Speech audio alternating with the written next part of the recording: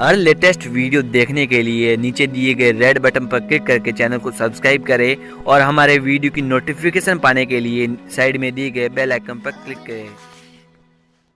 उत्तर प्रदेश में विधानसभा के चुनाव को लेकर अभी से संग्राम शुरू हो गया है, जबकि अभी वहां चुनाव होने में कम से कम 1.25 साल बाकी है। उत्तर प्रदेश से पहले अगले 5 महीनों के अंदर पश्चिम बंगाल, तमिलनाडु, केरल और असम के चुनाव होने हैं, लेकिन इन राज्यों को लेकर अलग अलग दलों को जो शिद्दत दिखानी चाहिए वह न दिखाकर उनका फोकस उत्तर प्रदेश पर आ गया है। पिछले दिनों AIMIM और आम आदमी पार्टी ने यूपी में चुनाव लड़ने का ऐलान कर दिया है, जिसके बाद से यहाँ सियासी गर्मी और बढ़ गई है। और हाँ, हम आपको ओपिनियन पोल सबसे अंतिम में बताएंगे, इसलिए इस वीडियो को पूरा जरूर देखिएगा।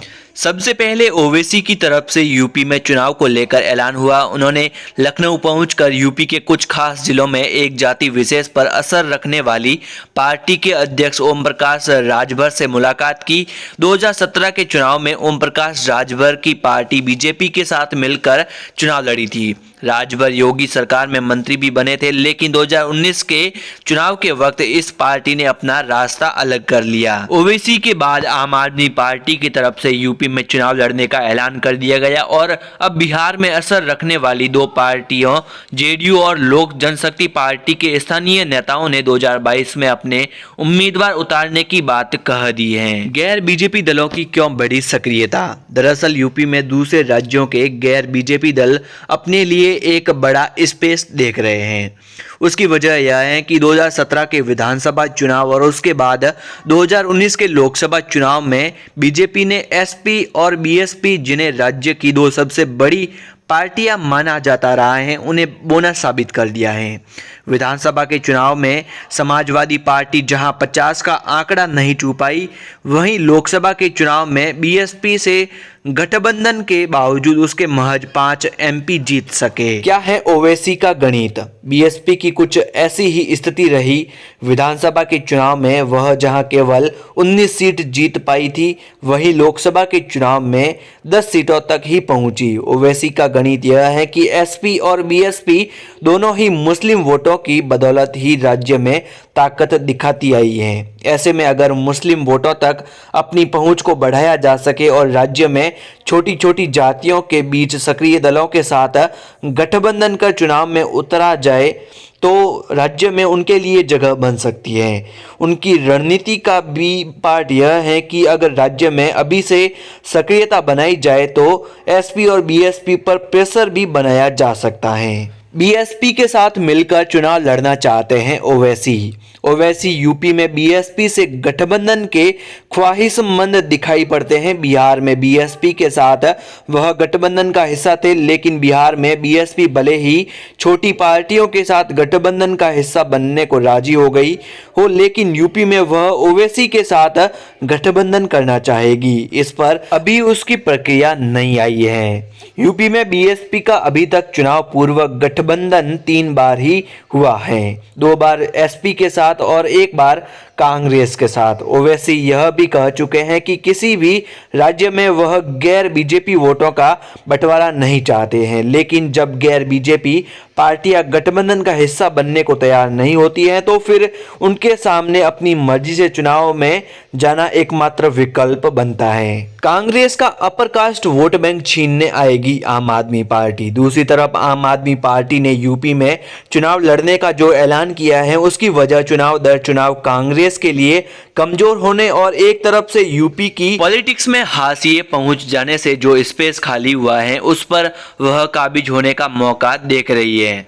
यूपी में अपर कास्ट का एक ऐसा वोट बैंक माना जाता है जो बीजेपी को भी वोट नहीं करना चाहता और एसपी बीएसपी भी उसकी पसंद नहीं होते। वह वोट कांग्रेस के साथ जाता रहा है। आम आदमी पार्टी को एक मौका लग रहा है कांग्रेस के इस वोट बैंक को अपने पाले में शिफ्ट करने का। इसी के मद्देनजर आम आदमी पार्टी राज्य में खुद को अपर कास्ट की पार्टी के रूप में पेश भी कर रही है। राज्य का प्रभारी संजय सिंह को बनाया गया। प्रदेश अध्यक्ष पद भी अपर कास्ट को सभाजीत सिंह को सौंपा गया। पार्टी की जो टॉप लीडरशिप है वह भी अपर कास्ट ही है। ओवैसी और आम आदमी पार्टी से दूसरी पार्टियों को खौफ। ओवैसी की तरह आम आदमी पार्टी भी राज्य में चुनाव लड़ने का ऐलान कर राज्य की बड़ी पार्टियों को उनके समीकरण बिगाड़ने का खौफ दिखाना चाहती है। अगर गठबंधन जैसी कोई नौबत आती है तो समाजवादी पार्टी शहरी इलाकों की कुछ सीटें आम आदमी पार्टी के लिए छोड़कर अरविंद केजरीवाल को अपने पाले में खड़ा करने का दांव चल सकती है, लेकिन अभी इस बाबत पक्के तौर पर कुछ नहीं कहा जा सकता। बीजेपी पर दबाव बनाएगी जेडीयू और एलजेपी। जहां तक जेडीयू और एलजेपी के चुनाव लड़ने की बात है तो उनका दबाव बीजेपी के लिए है। पूर्व के कई चुनावों में यह दोनों पार्टियां यूपी में बीजेपी के साथ गठबंधन का हिस्सा रह चुकी है, लेकिन 2017 के विधानसभा चुनाव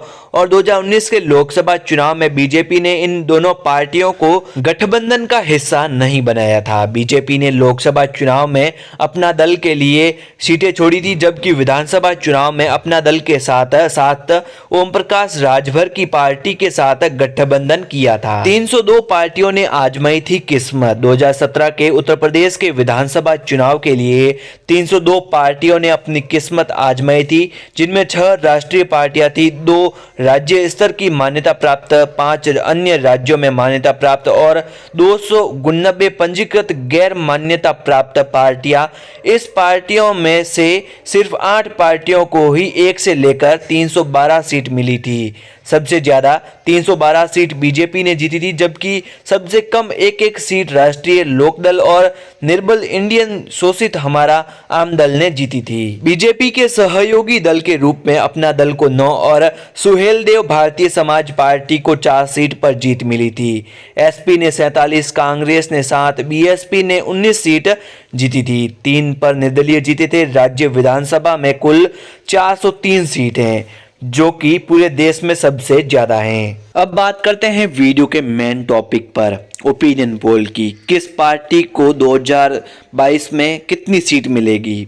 और ओपिनियन पोल के मुताबिक बीजेपी को 296 और समाजवादी पार्टी को 52 और बीएसपी को 22, कांग्रेस को 11 और अपना दल को 8 और ओवैसी की पार्टी को 7 और आम आदमी पार्टी को 5 और 2 अन्य जीत सकते हैं। और आपके हिसाब से ये ओपिनियन कितना सही साबित होगा, कमेंट करके जरूर बताइएगा। और वीडियो अच्छा लगा तो लाइक करें, शेयर करें और चैनल को सब्सक्राइब करें। मिलते हैं ऐसे ही किसी वीडियो में। जय हिंद, जय भारत।